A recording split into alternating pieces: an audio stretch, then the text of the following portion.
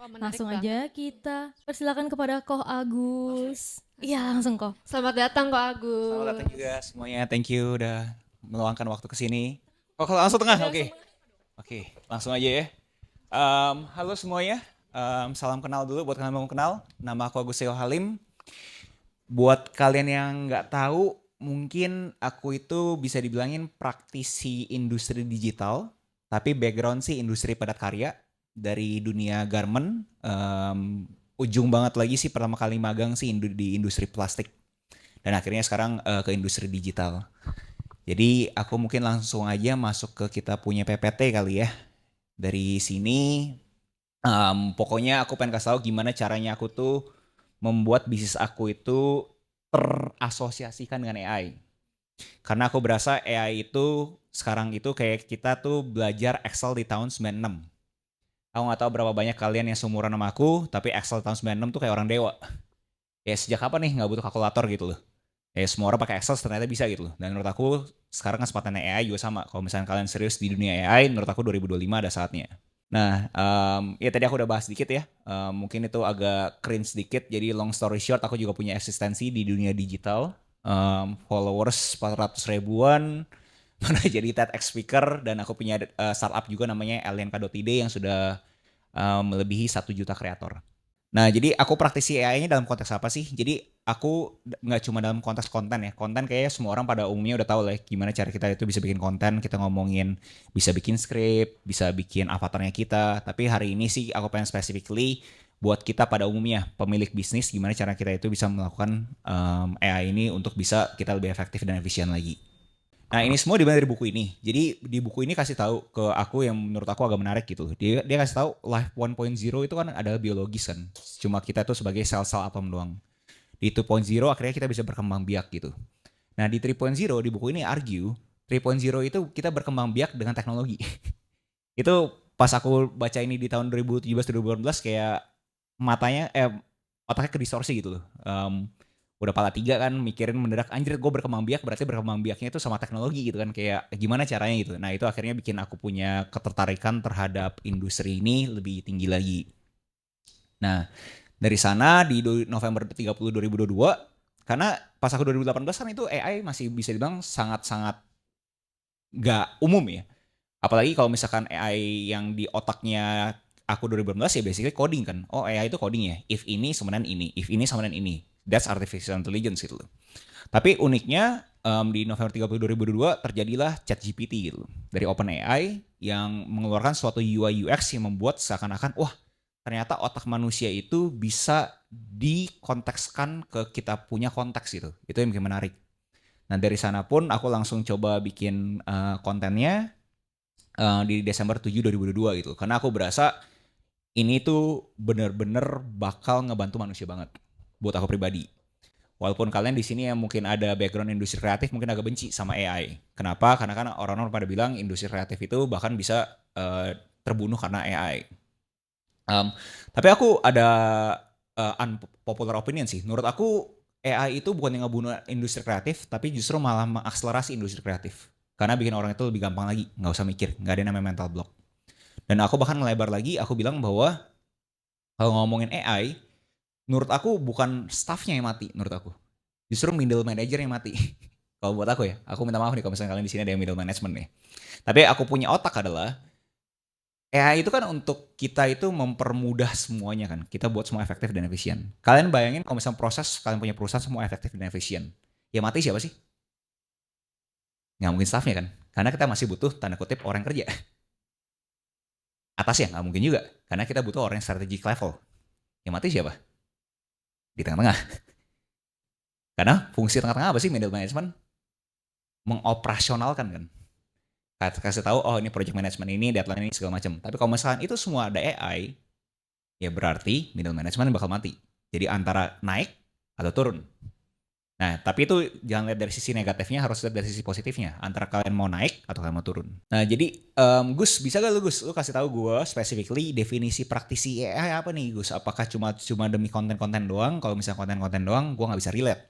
Nah, dalam konteksnya aku, praktisi AI-nya aku adalah aku itu buat studi kasus. Karena Aku ngapain dong? Aku bikin konten, tapi dibilang, lu cuma bisa ngomong doang, tapi lu sendiri nggak melakukan apapun. Nah, aku bikin studi kasus deh. Di kelanjutan slide-nya aku kasih tahu. Dimana bisa gak ya kira-kira, kalau misalkan lanjut slide-nya, dimana bisa gak ya aku bikin bisnis bener-bener modalnya AI tok. Dan aku mikir lagi gitu, kalau misalkan bisnis modal AI doang, nanti dibilangin terlalu gampang segala macam. Bisa gak aku bikin bisnis modal AI yang semua orang bisa relate? Alhasil, aku pikirin industrinya yang benar-benar orang bisa relate, cost structure-nya juga yang mungkin buat orang berasa masih mudah atau lebih tepatnya masih achievable untuk dimulai. Brandingnya seperti apa, benchmarknya seperti apa, aku coba breakdownin dah. Dan setelah itu terjadilah aku punya bisnis yang dibuat oleh AI. Jadi kalau misalnya kalian iseng-iseng aja di sini di belakang ada namanya One Satrio. Ada yang pernah ke One Satrio? Ada. Ada cafe, books cafe namanya Friends with Brew. Itu pure semua AI. AI-nya gimana Gus? Apakah artinya semua racik apa namanya yang baristanya AI? Bukan. Tapi dia dalam konteks strategi marketingnya, logonya, racikannya, menu engineeringnya, pricingnya, semua berbasiskan AI. Jadi di sini peluangnya kalian nih, buat kalian yang di sini pengen mempunyai suatu lawan tanding secara pikiran, sparring mental partner, kalian itu udah kagak usah lewat orang lain, kalian bisa langsung lewat AI juga. Karena itu yang aku lakuin, bahwa akhirnya aku pikir untuk aku bisa dibilang praktisi AI, aku memastikan gimana caranya aku tuh bikin bisnis semua orang bisa relate. Menurut aku bisnis kopi semua orang bisa relate gitu kan ya. Dan gimana brandnya segala macam aku minta AI. Nanti aku bakal breakdownin kayak gimana. Jadi ini ada yang namanya Friends with Brew. Kalau misalkan tertarik, pengen tahu racikan menu engineering kopi gula aren berbasiskan AI, ini kopi gula aren berbasiskan AI. Structure, harga, segala macam, semua berbasiskan AI. Nah mulainya gimana Gus? Itu kan lu udah jadi, tapi mulainya gimana gitu loh. So, jadi pertama itu aku mulai dari industri dulu kan, kopi. Kopi nomor satu siapa sih? Oh, kopi nomor satu Starbucks. Aku cek di Google segala macam, Starbucks itu penyanyinya siapa di Amerika Serikat. Oh, ternyata ada satu nih yang dibilang the next Starbucks, namanya Dutch Bros. Nah, dari Dutch Bros tersebut, aku minta CAI. Kasih tahu gue financial analysis terhadap Dutch Bros. Terhadap apa yang bikin dia beda gitu terhadap Starbucks, buat tahu kekuatannya dia tuh di mana. Nah, menu beverage-nya aku tanya gitu loh. Nah, terus aku kasih tahu, you are the best coffee caffeine F&B industry expert. Jadi aku kasih role ke AI-nya. Which kind of beverage you will copy in Indonesia that you're the competitor?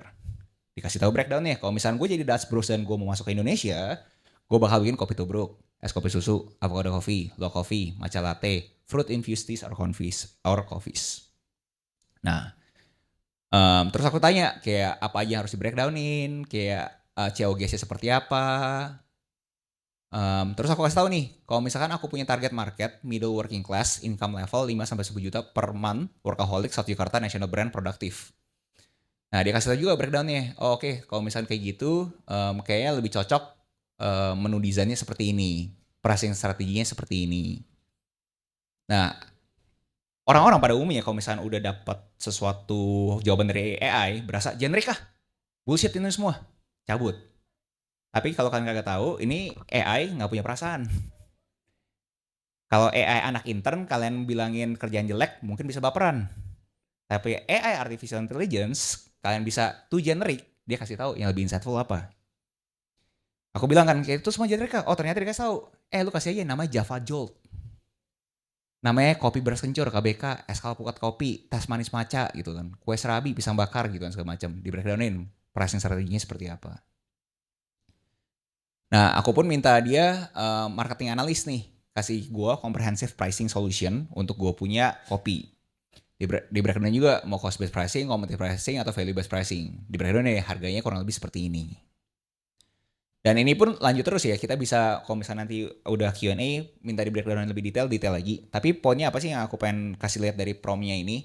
Jadi AI itu jangan terlalu dipikir terlalu keren banget ya. Jadi kalau misalnya AI plug yang aku belajar di buku Life 3.0, AI itu adalah input dan output, that's it.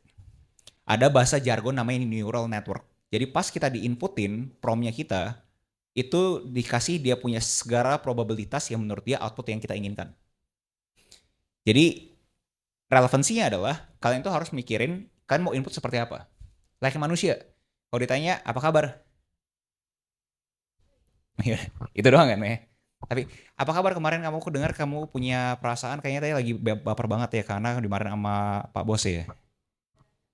Ya, bakal ngobrolnya lebih detail kan. Same thing with AI. Orang-orang pada umumnya berasa itu terlalu generik karena mereka kagak tahu mau ngeprom apa. So ini bisa di breakdown yang lebih detail lagi segala macam. Bahkan aku minta branding consultant, aku minta breakdownin namanya dia kopi dinamis lah, energi es, gelombang baru, pulsa produktif, tenaga tekan. Aku bilang ini semua jelek nih, bagusin gitu kan. Nah ini juga ada unik nih. Um, aku nggak tahu di sini kalian berapa banyak yang di staff ataupun di middle management atau upper management ya. Um, Kalau biasanya yang aku tahu top management itu justru minta kebalikan, lu nanya gue deh, gitu kan. Nah, aku juga ngelakuin gitu di kayak gitu. Gue berasa jawaban lu jelek. Coba kasih pertanyaan buat gue, bisa optimalisasikan lu punya pertanyaan. Lu punya jawaban. Aku tanya ke dia kan, lu brand consultant, tapi kasih gue aja pertanyaan dulu nih. Buat lu bisa optimalisasi, lu punya jawaban. Dia tanya deh, bla bla bla gitu kan. Nah baru aku tahu, oke, ini produktif, bla bla bla segala macam. Barulah dia keluar lagi.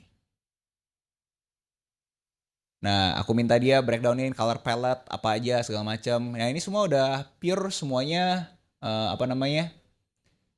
Bahkan kalau misalnya kalian ke Friends with Brew ada yang namanya Java Brew gitu.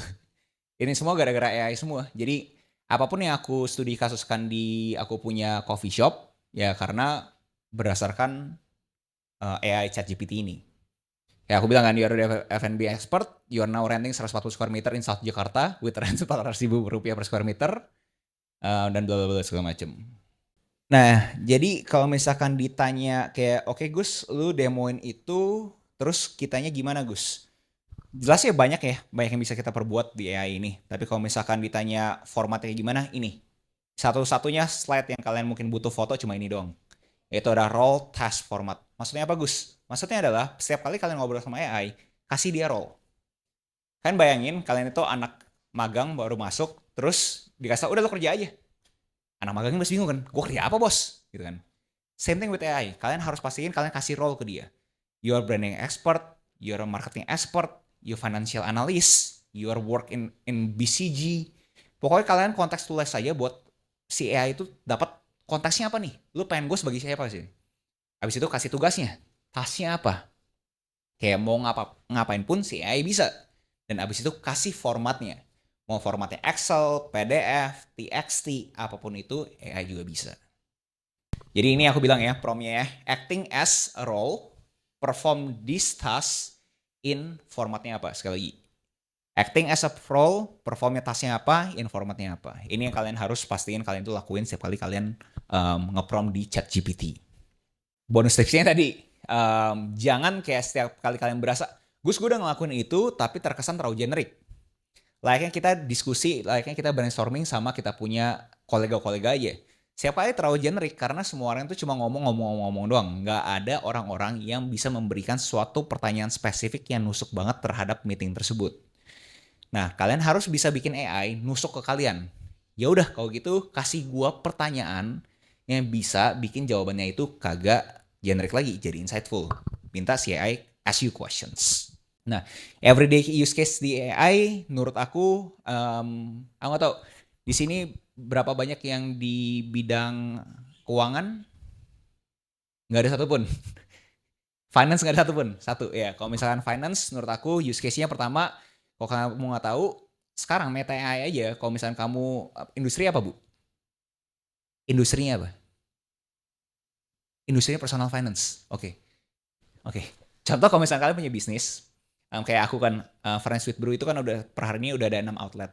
6 outlet tersebut kan udah ada grup WA yang report penjualan kan. Kalian minta Meta AI aja buat rekap penjualan setiap minggunya, di breakdownin semuanya, terus mana top performing, itu pun bisa lewat Meta AI.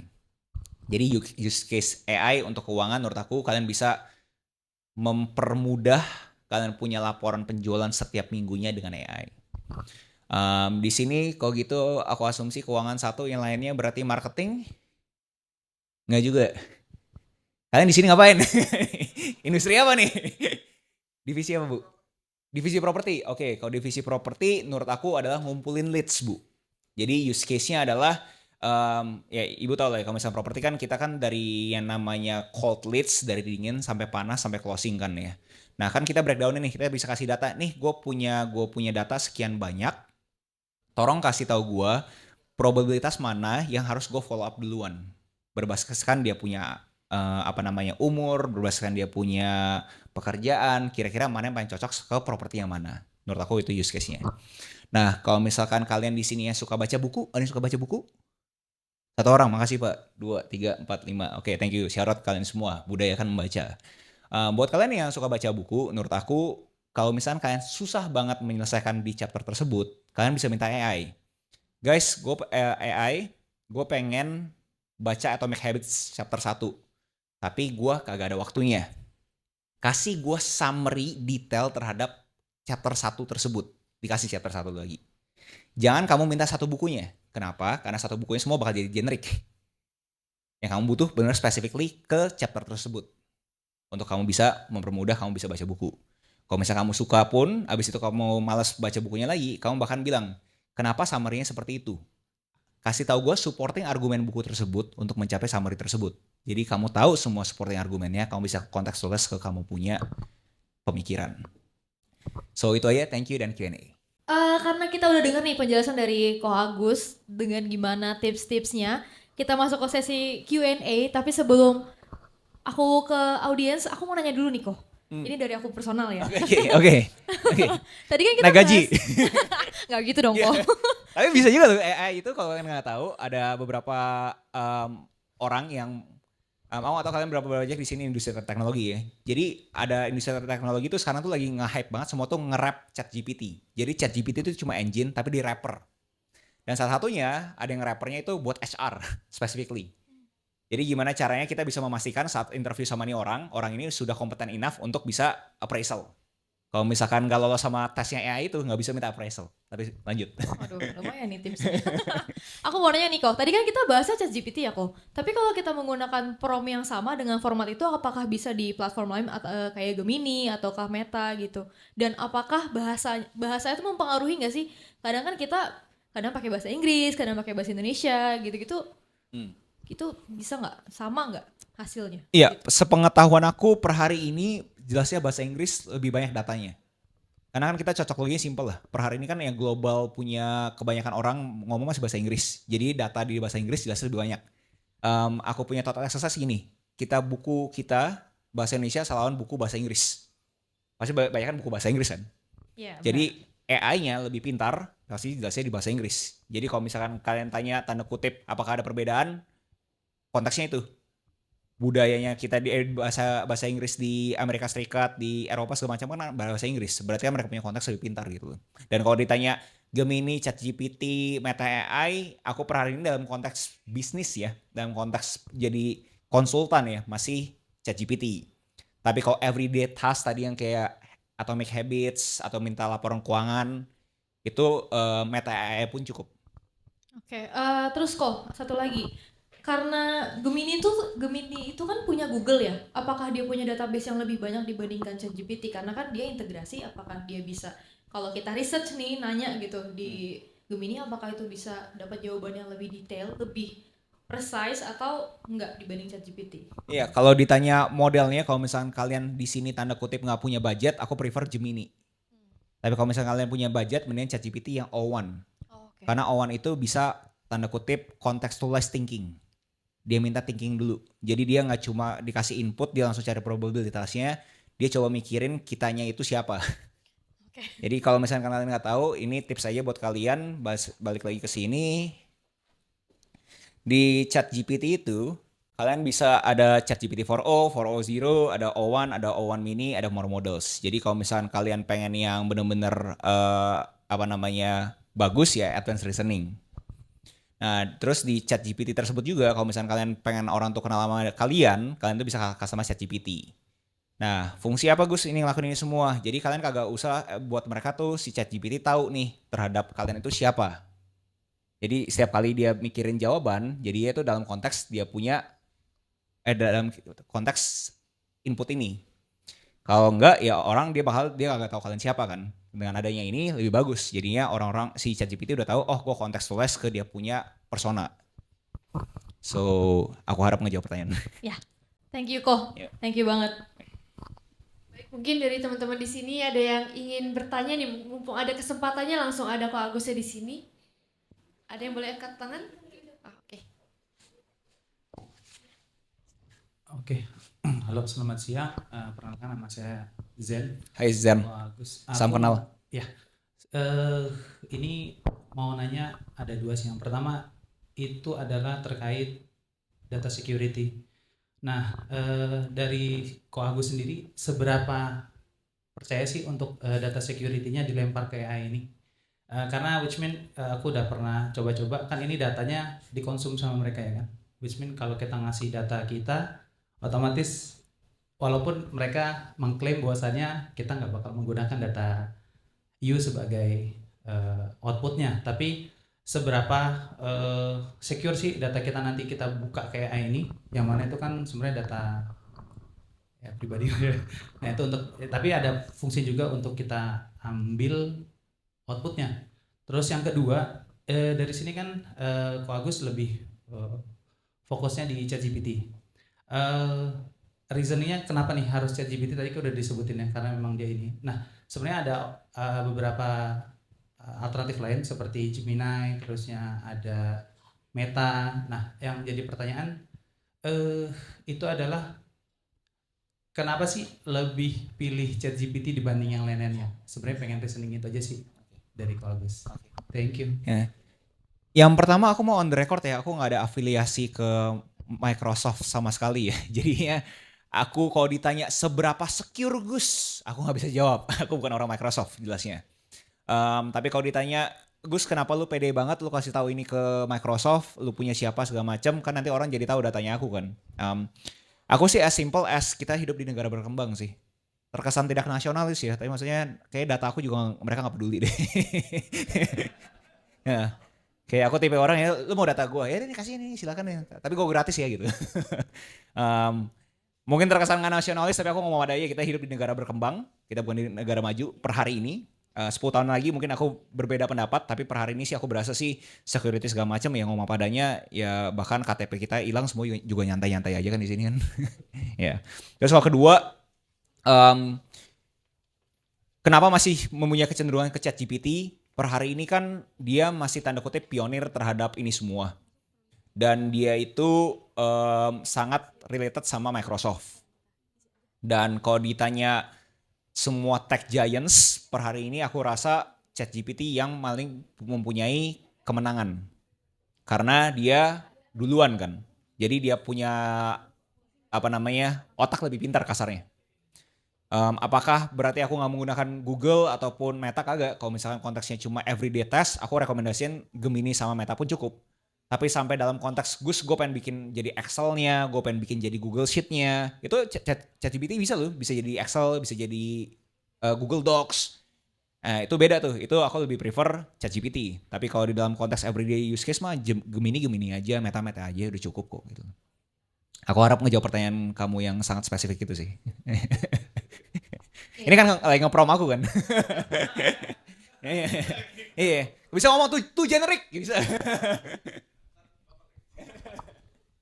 Oke, terima kasih jawabannya Ko Agus. Untuk pertanyaan selanjutnya? Oke.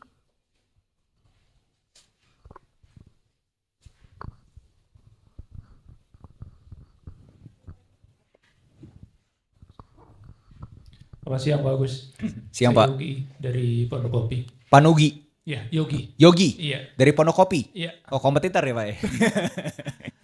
Menarik ya dapat insights mengenai kok ini kan Resto Coffee tadi kan dibangun sendiri ya. Ya. Berbasis AI. Yep. Tentunya AI yang bukan free kan, berbayar kan.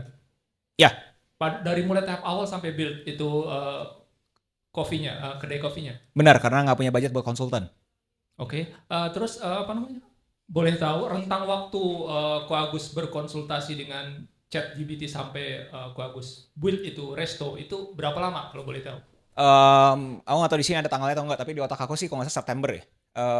Dari September sampai akhirnya November aku buka. September sampai November. Iya. Berarti intens selama rentang waktu itu, rentang waktu 3 bulanan itu, Ko Agus terus minta begitu banyak konsul dengan ChatGPT berbayarnya, betul? Yap, benar. Dan selalu dengan bahasa Inggris. Benar. Berarti terkait dengan benang merah yang tadi berarti kok ya, bahwa instruksi berupa prompt itu memang idealnya dalam bahasa Inggris. Di dalam konteks kamu pengen tahu, Pak Yogi pengen tahu dunia barat seperti apa. Oh gitu. Kan konteksnya kan sekali lagi kan, kalau misalkan dunia barat kan harusnya lebih banyak bahasa Inggrisnya kan. Maksudnya literasi mereka lebih banyak kan. Betul. Jadi kalau misalnya kita pengen tahu konteksnya mereka, ya jelasnya bener bahasa Inggris. Hmm. Mereka ya ngomong simpel gini lah, Microsoft nge-scrap data bahasa Inggris lebih gampang kan dibandingkan nge-scrap bahasa Indonesia kan. Kalau secara logikanya ya gitu. Betul. Oke, menarik. Cukup itu aja sih kok. Terima kasih. Oke. Nggak kelihatan tapi ya aku berani komentar sih kurang lebih sih di September. Terus aku bukanya opening November gitu. Sip. Oke, untuk pertanyaan ketiganya.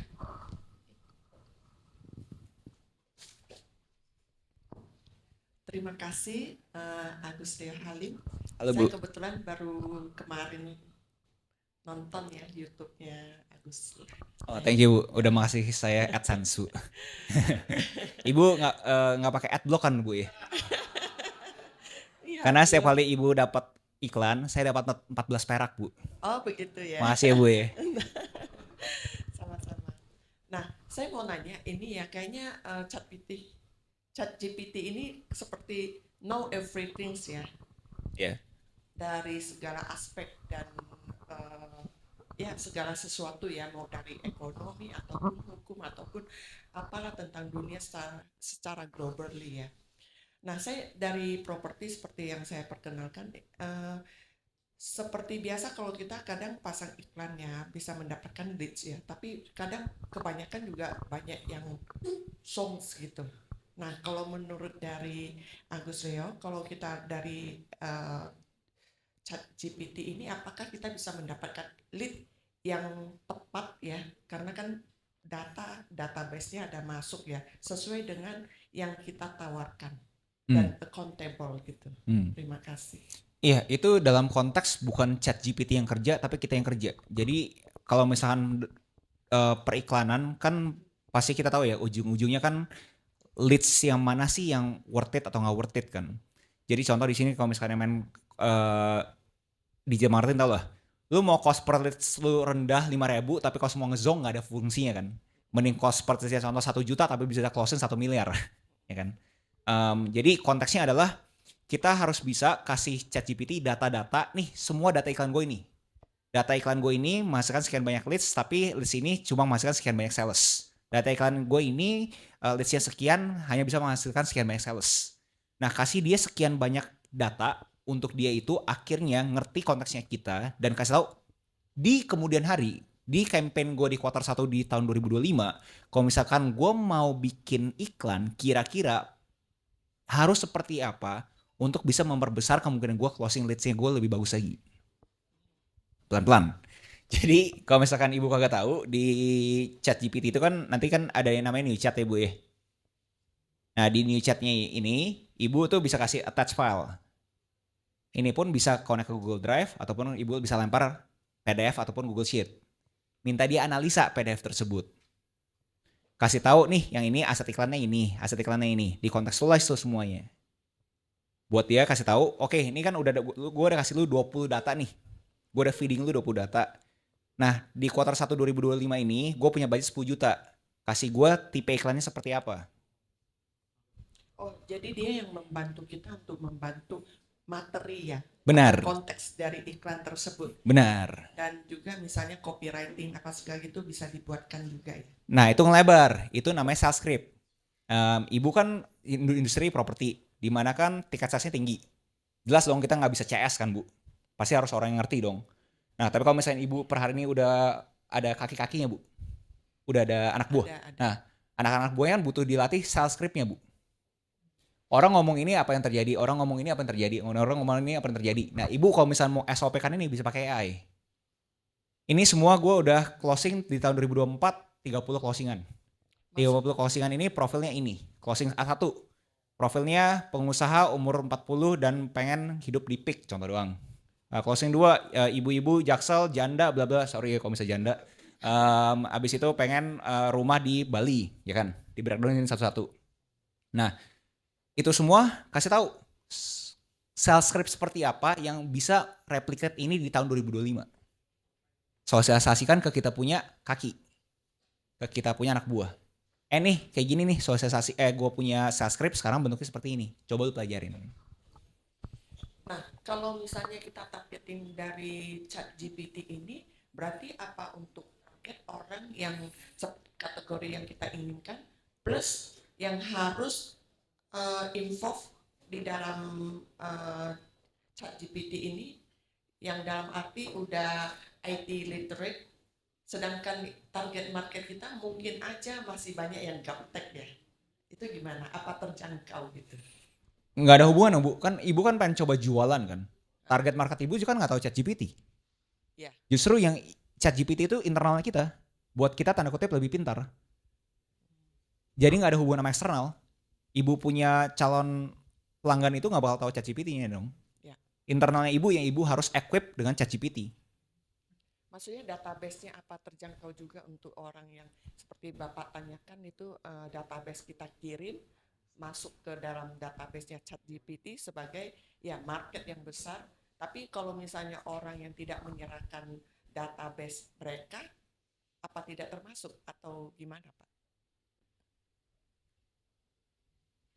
Coba bener gak? Ibu bertanya, ibu kalau misalnya masukin database, apakah ChatGPT itu nanti akan menggunakan database tersebut untuk kepentingan lain gitu?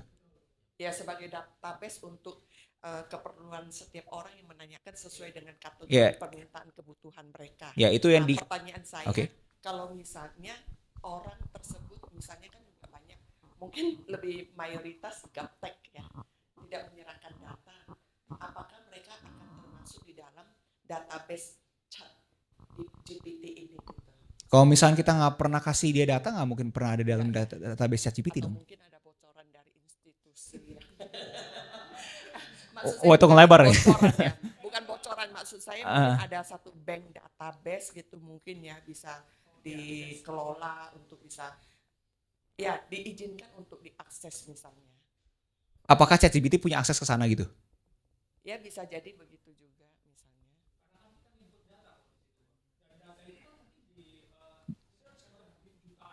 Benar. Terus pertanyaannya adalah? Yang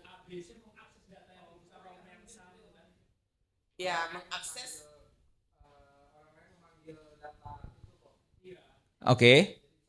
Oh nggak bisa, kalau specifically data itu nggak bisa. Tapi kalau misalnya itu jadi dia punya learning language model, jadi kan itu ChatGPT itu basically itu LLM Bu, large language model. Large language itu apa sih large language? Jadi language kita, bahasa kita semua dijadikan satu model. Nah mungkin nggak apa yang dikasih ke ibu sama ke saya bisa mirip, bisa. Tapi kita nggak bisa akses data mentahnya Bu.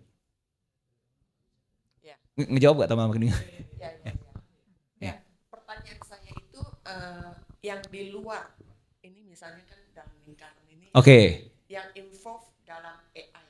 Benar. Kemudian ada lingkaran luar yang tidak involve, yang buta dalam hal AI, gaptek apa itu. Benar. Nah itu bisa tersentuh nggak? Kalau misalkan dia nggak punya jejak digital nggak bisa Bu. Oh nggak bisa ya.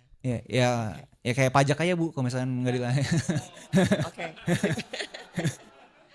Karena self assessment bukan Bu. Ibu harus kasih data ke dunia maya Bu. Kalau misalkan orang itu nggak pernah kasih ke data ke dunia maya ya kayak pajak Bu, nggak bakal pernah kedetek. Apa data dunia maya ini apa bisa juga didapat misalnya dari sosmed ya secara tidak langsung? Bisa dong. Kalau misalnya dia pernah secara literally dia pencet post upload ya orang ketahuan dong gitu. Berarti dalam arti ini kita kesimpulan kalau misalnya orang yang gaptek ya tidak menyerahkan data ya tidak termasuk di dalam kategori database ini ya. Kecuali ibu ya taruh. Harus ada yang taruh pokoknya gitu. Kayak misalnya orang yang udah aktif di sosmed, kayak contoh ibu bilang gitu, siapa tuh Agus Halim, oh itu si anjing yang so ngomong cepat banget gitu, bisa aja gitu keluar. Ataupun misalnya kan kalau ketawa lah gitu. Kalau misalnya email address banyak orang ataupun dalam hal dia untuk eh, register ke aplikasi-aplikasi yang umum lah. Katakanlah misalnya WhatsApp kan perlu database Mhm. ya. Apa itu bisa menjadi database dari ChatGPT juga?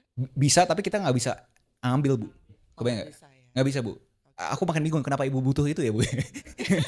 Ya, soalnya kan kadang ada target market ya yang Oke. gaptek gitu. Oke, jadi ibu tapi nyari sebagai database. potensi. Ibu mau Iya. nyari database. Iya, tadi kan Nggak bisa, Bu, ChatGPT. nggak bisa. Nggak bisa, oke. Itu pertanyaan spesifik, Bu. Apakah gue bisa cari database di ChatGPT? Nggak bisa, Bu.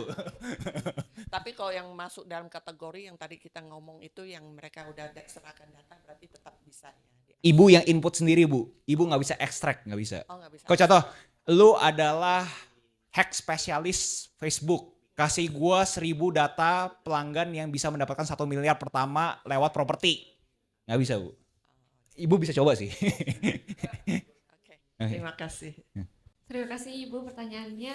Untuk pertanyaan selanjutnya, Halo, ke Agus, salam kenal, saya Noval. Hai Noval. So, I have a question, and questionnya itu dari N. Oke. Um, Ini di setting. Enggak Oke. sih, sebenarnya lebih concern ke kemudahan dalam menggunakan AI, dan semakin kita sering pakai itu, membuat kita semakin bergantung ya. Oke. Without learning deep sesuatu, kita udah bisa dapat answer-nya. Pertanyaan pertama adalah batasannya apa sih jangan sehingga kita tidak dibikin tumbul oleh AI gitu, ya kan? Karena ya kayak tadi kan, aku nggak bisa bikin kopi, oke kita cari muncul, tapi kita nggak punya pengalamannya gitu kan. Aha. Nah, jangan-jangan nanti di masa depan 2+2 Ah. kita cari AI lagi. Gitu Ah. sih. Pertama batasannya, terus kayak ya itu intinya sih, gimana caranya supaya tidak mengurangi critical thinking kita gitu dan kreativitas kita. Oke.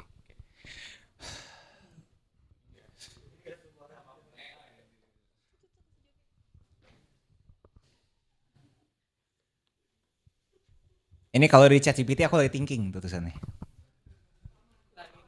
Lagi ngeprom kan. Ngepromnya berat soalnya kan. Diperes. Nah, yang benar lagi udah mau keluar nih ya. Siap ya.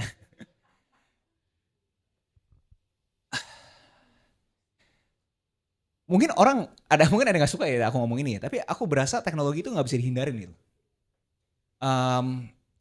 Benci gak aku ngelihat anak aku lihat iPad gitu loh. Benci. Tapi begitu aku lihat konteksnya, pas aku lihat dia megang iPad gitu kan, aku dari depan aku liatin iPad kan, aku benci. Begitu aku ke belakang dia lagi gambar, aku diem. Hubungannya apa gue sama ini? I think konteks matters gitu. Teknologi, as long lu tahu lu ngelakuin ini dalam konteks lu itu berkarya, berkreativitas untuk ada output, make sense. Untuk konsumsi secara mindless nggak make sense. Contoh, orang konsumsi Instagram, aku bilang 30 menit gitu kan ya. Tapi aku bilang 30 menitnya itu kalau misalkan lu konsumsinya mindless juga jelek. Mendingan lu konsumsi Instagram 2 jam tuh gak apa-apa. Tapi lu konsumsi tuh semuanya tuh yang untuk konteks otak lu tuh critical thinking terus gitu. Jadi pertama aku ngomongnya secara filosofikal dulu gitu. Dimana aku berasa teknologi itu harus lihatnya ya kayak kalkulator gitu. Jangan kayak seakan-akan udah ada AI kita gak butuh mikir. Kayak matematika kan masih ada kan walaupun ada kalkulator kan, itu satu. Terus dua, cara untuk ketergantungannya sih menurut aku kamu harus tahu semua masalah yang bisa terpecahkan di bumi ini, masa-masa besar yang worth it dikerjain, itu mulai dari pertanyaan. So, nge-prompting itu butuh critical thinking loh. Aku tau, Noval boleh share posisinya apa? Developer, ya kan? Developer pas lagi nge-sprint, terus ada yang lagi meeting, cuma ngomong-ngomong doang kan pasti males gitu kan.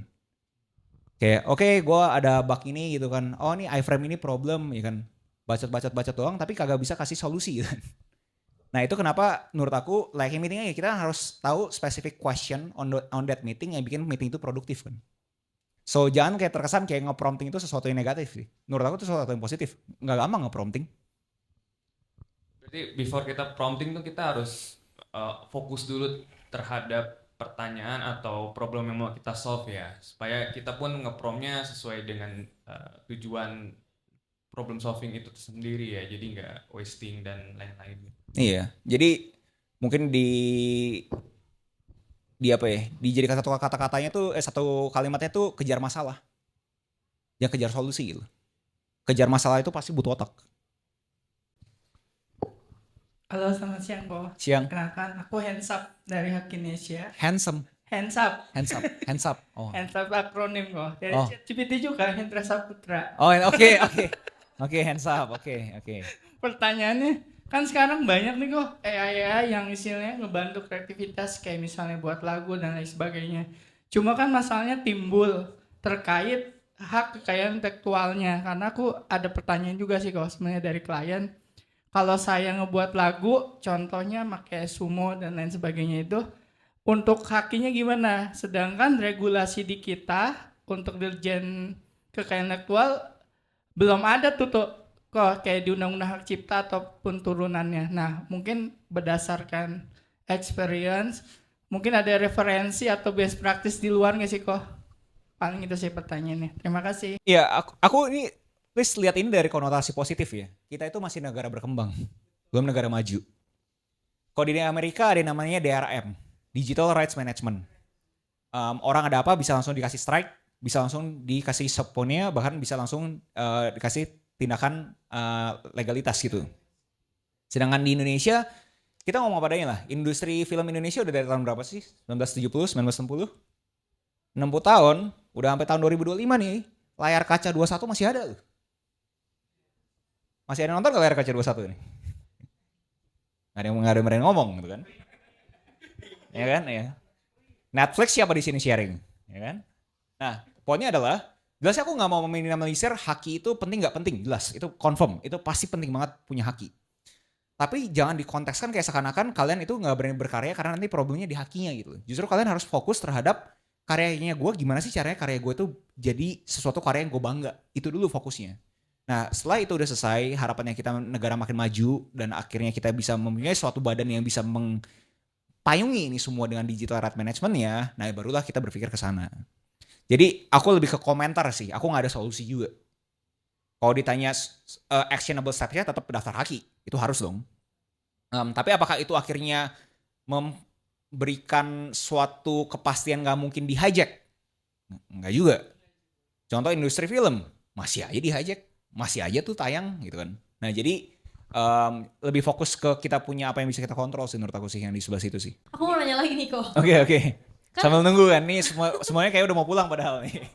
Ini satu lagi terakhir kok, beneran kok. Dia bilang katanya nih gue kesini pura-pura sama kantor gue 1 jam doang, abis itu gue pulang. Satu lagi kok, terakhir kok. Iya. Ini kan karena aku kan sebenarnya di marketing ya kok. Biasanya kan nyari ide-ide kreatif segala macam.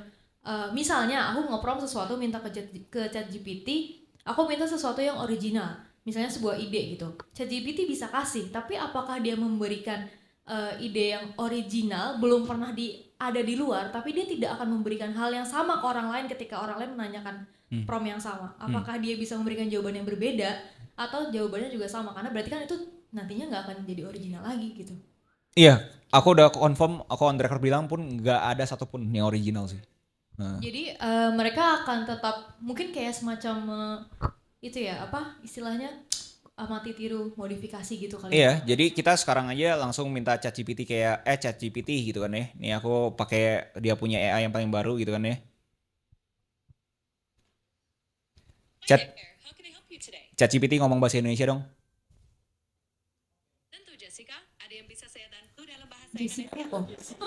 Oke, jadi gue minta gue minta lu bikin ide konten yang bener originalnya ampun-ampun, nggak pernah ada yang bikin. Kasih gue sekarang. Baik Jessica, bagaimana kalau kita buat ide konten berupa serial video yang menggabungkan elemen cerita fiksi dengan eksplorasi budaya lokal? Misalnya, kita bisa menciptakan karakter yang berpetualang di berbagai tempat di Indonesia sambil mengungkap cerita rakyat, kuliner khas, dan tradisi unik di setiap daerah. Ini bisa dikemas dalam bentuk vlog dengan narasi yang menarik dan visual yang memukau. Apa pendapatmu tentang ide ini? Terlalu generik. Kalau ingin lebih unik, kita bisa tambahkan elemen interaktif di mana penonton dapat memilih alur cerita atau tantangan yang harus dihadapi oleh karakter tersebut. Misalnya, penonton bisa memilih destinasi berikutnya atau tantangan budaya yang harus dipecahkan oleh si karakter. Ini bisa melibatkan penonton secara langsung dan membuat mereka merasa menjadi bagian dari petualangan tersebut. Gimana? Menarik nggak? Enggak. Saya senang mendengarnya. Kalau ada ide lain yang ingin dieksplorasi atau butuh bantuan lainnya, jangan ragu untuk beritahu saya ya. Oke. So itu poinnya, kayak terhadap ChatGPT mau gimana pun kalau misalkan kita minta dia ide original pun pasti kita berasa terlalu cringe segala macam gitu kan. Dan eksekusi juga susah gitu. Dia suruh kita setiap karakter tersebut bisa jadi sesuatu berdasarkan penontonnya mau apa gitu kan. Itu kan sangat susah gitu. So kalau ditanya apakah ada ide original dari ChatGPT, aku berani komentar sih kagak ada sih. Nggak ada ataupun ide original sih. Kalau misalkan ada ide original nggak mungkin dari ChatGPT, itu pasti dari manusia. Oke kok kalau gitu. Thank you ya kok. Mungkin Jovina. Ya by the way buat kalian yang nggak tahu ini ChatGPT yang berbayar ya, setahu aku ya. Ya ini ngelebar dikit, everyday use case-nya pun aku dengar ada orang niat banget di Amrik jadi teman curhatnya dia. Jadi ChatGPT sekarang kalau kalian nggak tahu bahkan bisa udah kayak psikiater, di mana itu dia bisa buka kamera gitu, jadi dia bisa lihat orang tuh lagi ngapain gitu loh. Aduh, mana sih? Nih jadi mukanya aku kan di sini gitu kan. Ini gue lagi di mana? Kamu sedang di ruangan dengan beberapa kursi dan layar di belakang. Ada juga beberapa orang yang duduk di sana. Apakah kamu sedang mengadakan acara atau presentasi? Menurut lu mereka happy gak masuk ke acaranya gue? Mereka terlihat cukup antusias dan fokus mendengarkan. Sepertinya mereka menikmati acara ini. Oke, terima kasih ya. Oke, jadi itu insight buat kalian yang niat bayar ChatGPT. Sekarang nggak salah $30 ya, berarti 450.000, 500.000. Nah, tergantung sekarang kurs kita lagi melemah atau enggak. Ya jadi kurang lebih 500.000 kalian bisa curhat sama ChatGPT. Perkenalkan kok, nama saya Adam. Siapa? Adam. Adam, hai Adam. Seberapa penting teknologi ChatGPT di Indonesia? Seberapa penting teknologi ChatGPT di Indonesia? Sedangkan baru-baru kemarin di Norway itu anak sekolah melarang untuk bikin GPT pakai komputer. Makanya dibalik lagi dengan pakai buku-buku. Karena kata orang Norway, otaknya dia sama otak buku, bagusan otak buku gitu kok. Terima kasih kok. Oke. Kotanya seberapa penting itu kan lebih ke edukasi ya, dan menurut aku edukasi subjektif sih. Baik lagi ke iPad gitu. iPad buat kamu penting gak buat anak kecil? Buat aku mungkin penting. Tergantung konteksnya sekali lagi. Kalau dia pakai buat belajar, sangat penting. Tapi kalau dia pakai buat nonton sesuatu yang gak berfaedah, sangat gak penting. Jadi kalau tanya seberapa penting sih harus ada konteksnya dahulu sih. Jadi kalau misalkan tanya ChatGPT untuk Indonesia pada umumnya, menurut aku untuk IQ 7880 itu menurut aku penting. Buat mereka dapat informasi yang sama dong. Kalau misalkan Kenapa penting? ya IQ 7880 kan pada umumnya kan udah terima A ya A. Kalau misalkan dia sekarang mempunyai suatu habit, kebiasaan untuk mempertanyakan dahulu apa dari A ini kenapa begini, menurut aku bagus untuk seluruh negara kita. Jadi pemikirannya kritis. Lu kasih tahu gue ini konteksnya apa ya? Gue boleh tahu konteks lebih detail lagi kenapa bisa jadi konteks ini dan tujuannya apa? Tapi kadang-kadang banyak kan di saat Maksudnya? Jadi kita bikin gini ditiru sama yang ini, kita bikin ini ditiru sama yang ini gitu loh. Jadi kita bingung juga gitu. Apakah harus dengan teknologi seperti ini kita akan berubahkah? Apa negara kita akan majukah? Apakah negara kita akan mundur gitu loh? Ya, aku bukan dukun. Jadi kalau ditanya maju mundur aku harus jawab. Tapi kalau misalkan kalian di sini, aku nanya ChatGPT kali ya. Tapi kalau misalkan kalian yang di sini menurut aku lebih bagus kalian pakai. Itu jelas lah. Kalian pikirin orang pakai kalkulator sama nggak pakai kalkulator. Relevan nggak? Menurut aku nggak relevan kalau misalkan udah konteksnya cuma ada orang kalkulator sama orang nggak pakai kalkulator. Tapi saat dikontekskan bahwa ini 2 orang harus sama-sama pergi ke bulan. Aku pasti pegang orang yang pakai kalkulator dibanding nggak pakai kalkulator gitu. Jadi harus ada konteksnya dulu nih, goalnya apa nih? Kalau misalnya udah tahu goalnya, teknologi mah penting banget lah. Aku harap ngejawab pertanyaan kamu yang sangat susah itu.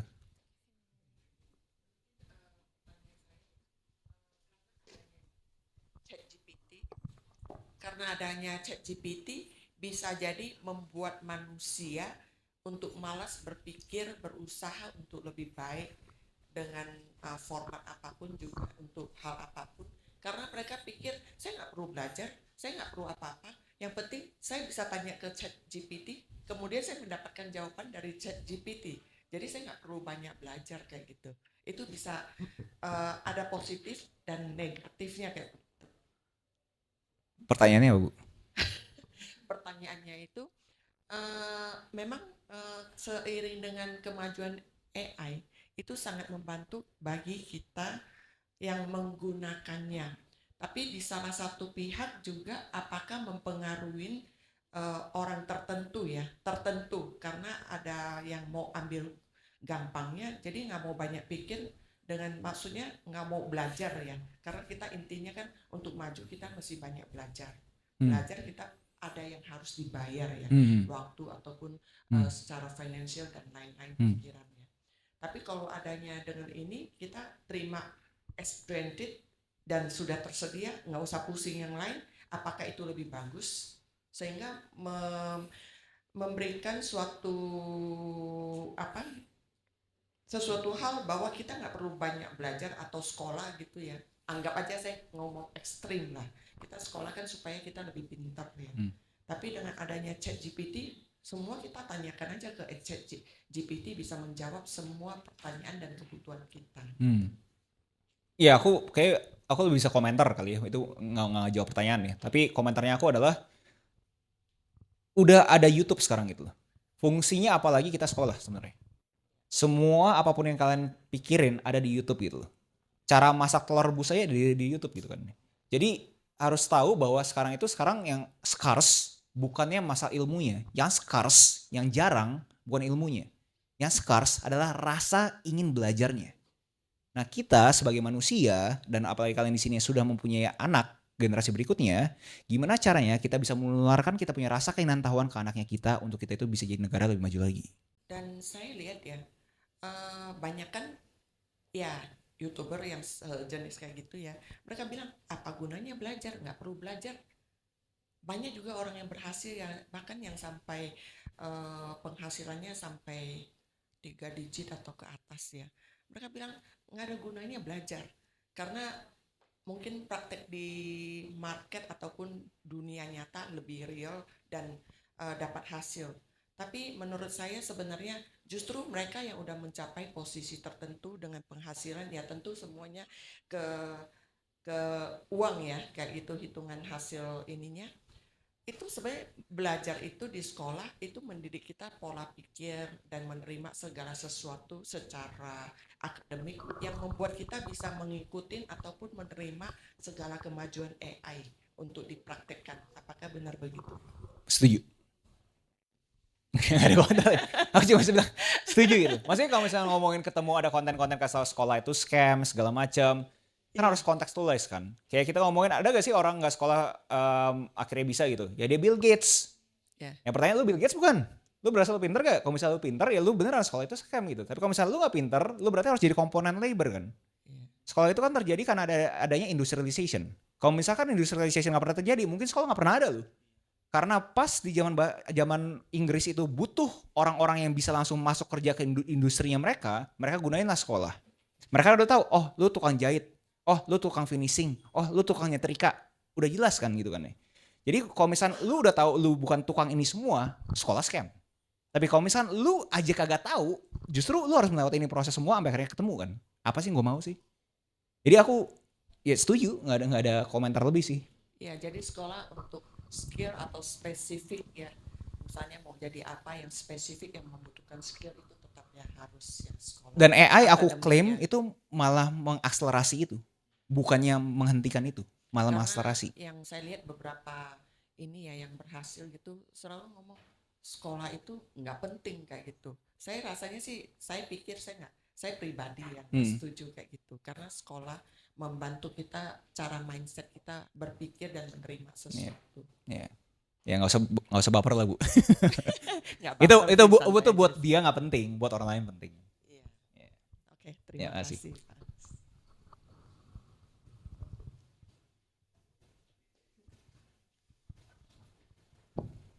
Kok, Siapa namanya? saya Kevin kok. Ini tadi kan udah lihat, jadi itu semua AI bisa bantu dari pekerjaan yang critical thinking, ya sehari-hari, bahkan seni pun bisa masuk gitu loh, kayak bikin lagu, video yang tadinya kita pikir cuma logika doang, sekarang yang seni juga masuk. Nah, ini bisa sebagai pebisnis ya. Tadi kan, dan konsultan, marketing kita bisa pakai ChatGPT semua bisa bantu gitu. Menurut Ko Agus, kita butuh tim yang seperti apa ya? Soalnya kan semuanya bisa dibantuin pakai AI loh, kita nggak butuh orang. Tapi pasti kita tetap butuh orang. Dari Ko Agus ada saran nggak sebagai pebisnis? Kita butuh tim tuh yang seperti ini loh, karena di AI ini semua bisa bantuin, tapi tetap kita butuh manusia. Saran Ko Agus, kedepannya sebagai pebisnis, orang seperti apa sih yang bisa ngebantu bisnis kita berjalan ya, yang nggak bisa dibantu oleh AI, kurang lebih itu sih. Ya. Kalau aku punya spekulasi ya, mungkin 10 tahun lagi saat ini adopsinya udah masalah banget, Elon Musk entah gimana caranya, menurut aku pokoknya semua tim yang cuma bisa koordinasi itu pasti hilang. Middle management itu pasti hilang 10 tahun lagi. Kalau misalkan beneran akselerasinya se-ekstrim itu. Jadi koordinasi itu udah nggak penting. Karena udah tahu ini semua kan berbasiskan AI. Orang-orang yang cuma bisa koordinasi doang itu nggak penting. Jadi gimana caranya gue meng-equip gue punya orang-orang yang udah siap untuk 10 tahun ke depan Gus. Equip sama orang-orang yang udah tahu kerjaannya dia dengan memakai AI outputnya lebih cepat lagi. Justru jangan cari orang-orang yang berasa dengan ada AI, ya udah nyantai aja. 5 menit abis itu baru gue kerjain gitu. Justru harus fokus cari orang-orang yang bisa menggunakan AI untuk bisa mengakselerasi dia punya output. Selamat sore kok. Sore, namanya siapa Pak? Nama saya Rian. Oke. Sebenarnya ini berkaitan dengan hukum mungkin ya, atau Ko Agus bisa berkomentar. Jadi saya bisa membangkitkan orang yang sudah mati menjadi hidup lagi. Seperti halnya memuat Michael Jackson. Kemudian dia menjual produk minuman, Coca-Cola misalkan. Yeah. Kemudian Michael Jackson itu menjadi afiliasi satu store. Benar. Nah, itu gimana hukumnya atau komentarnya dari Ko Agus? Iya, kalau misalnya di Amerika sekali lagi ada namanya DRM, Digital Rights Management. Kalau misalkan ada orang yang mempergunakan lisensi tanpa izin yang mempunyai lisensi tersebut, bisa langsung ditindak. Bisa langsung ada legalitasnya. Tapi sekarang pertanyaannya kita ada di negara Indonesia, negara berkembang. Kalau misalnya ada yang ngelakuin itu gimana kok? Ya ngomong padanya, orang-orang Indonesia pasti mungkin nggak percaya ada Michael Jackson mendadak sekarang kan. Nah jadi menurut aku nggak usah dipikirin sananya, lebih fokus gimana caranya kita itu bikin suatu output yang kreatif banget untuk memastikan kita itu punya output itu karyanya kita dan bisa buat lebih bagus lagi gitu. Jadi jangan dalam konteksnya itu yang tanda kutip praktisi nggak benernya, justru fokus di praktisi yang benernya dong. Oke, itu satu. Kalau saya menduplikat Ko Agus untuk menjual produk lain, itu bagaimana? Udah banyak, aku gak tahu berapa banyak dari kalian yang pernah lihat, ya aku juga gak tahu berapa banyak dari kalian yang konsumsi konten aku ya. Tapi kalau misalnya kalian konsumsi konten aku, udah banyak banget orang-orang itu pakai muka aku untuk jualan judul. Dan aku bisa apa? Aku cuma bisa bilang ini bukan aku. Please jangan bego, Agus Leo gak mungkin suruh lu transfer ke rekeningnya dia harga 500.000. Jadi kalau ditanya, terus mau gimana ya? Mau gimana lagi? Mau dicari gimana?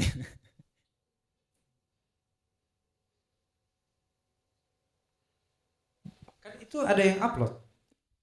Benar. Terus bisa apa? Report kan? Iya. Terus take down kan? Terus keluar lagi kan? Yang bertanggung jawab siapa? Kominfo kah? Instagram kah? Google Ads kah? Jadi yang upload nggak kena kasus atau Kayak gimana tuh? Gimana cara mengkasuskan ya? Kan report kan. Mm-mm. Bahwa ini act as Agus Leo Halim. Terus ya udah report kan beres. Gone. Gimana cara nyarinya gitu. Sampai kita ada sistem yang kasih tahu setiap upload itu adalah IP ini. IP ini berarti titik di sebelah sini. Tapi misalkan kita ada sistem itu berarti kita komunis. Semua privasi kita nggak ada harganya. Pemerintah punya semua privasinya kita. Terakhir aku cek, kita masih negara demokrasi. Alhasil, jadi itu masih belum bisa terjadi. Mau gimana kita tahu IP-nya gimana? Harus ngehack. Ngehack sebenarnya ngelanggar privasinya dia. Apalagi kok salah. Akunya yang kena.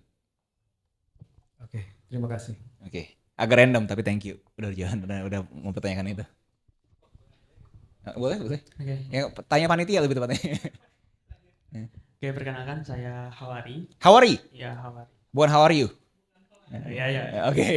Kadang dipanggil gitu. Iya, it's Oke, okay. jadi gue dari di industri kripto juga ya. Jadi beberapa pelajaran di situ lah. Jadi di kita ini di industri kripto ini kita bahkan udah punya influencer yang AI agent gitu kan. AI agent yang bahkan dia tuh main share-nya atau leads-nya tuh jauh lebih banyak daripada orang-orang biasa. Pertanyaan saya, kira-kira seperti apa sih gambaran kalau seandainya karyawan-karyawan kita ini disusun atau dibentuk dari AI agent ini, dan ya kita ambil dah contohnya misal di industri bisnis di kopi gitu. Jadi literally yang managingnya AI, yang itunya AI, seluruhnya AI gitu. Bisakah atau gambaran bisnis fully AI autonomous gitu? Kira-kira gitu. Pertanyaannya apa? Gambaran seperti apakah kira-kira gambarannya AI yang apa sih? Lebih ke kontrol bisnis kita gitu secara fully gitu, benar-benar full gitu. Kalau misal full nggak mungkin lah. Emang ada satu Nvidia masih ada orang. Elon Musk masih ada Elon Musk. Saat itu udah semua full kita udah nggak di sini.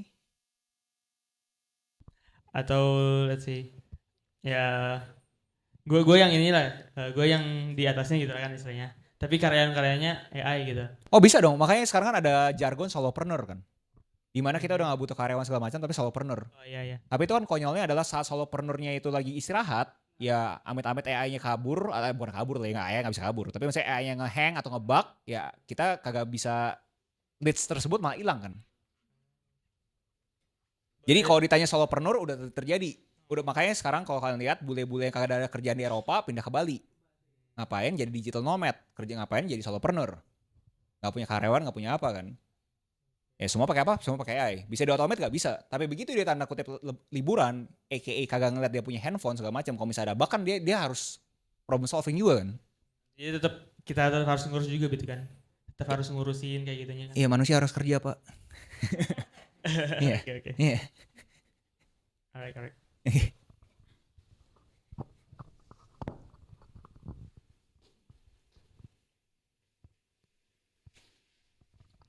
kok, mungkin the last but not least ya, gue mau nanya, ini buat mempertajam promote itu dari sisi pandang lu ya kok ya, itu ada tips dan trik dan juga gimana sih mulainya nih biar nanti, emang kan AI itu yang sejauh ini kita rasakan itu kan buat brainstorming ya rata-rata digunakan. Nah ini tips dan triknya Koh sendiri sih dari Koh ya, biar promotnya tuh tajam gitu gimana sih sampai nanti outputnya tuh benar-benar oh pas nih ke gua nih. Nah itu boleh dikasih tahu lah ke kita semua tips and triknya. Itu udah kasih tahu kan, role task format. Oh format itu doang. Kalau nggak suka kasih tahu generic. Kalau masih jelek lagi kasih gua questions. Terus berulang kita tajemin terus gitu. Tajemin terus. Kalau misalnya nggak suka terus ya udah bilang berarti ya ini sucks, kita harus nyari yang manusia kan. Nggak ada tanda kutip secret sauce. Secret sauce-nya tadi role task format. Oh. Jelek to generic. Okay. To generic masih jelek minta questions. Lagi. Lu kasih gua questions buat gua bisa memperbagus lu punya jawaban. Oh, oke. Masih jelek lagi, terusin lagi, ulang terus aja gitu. Oh gitu. Oke, thank you.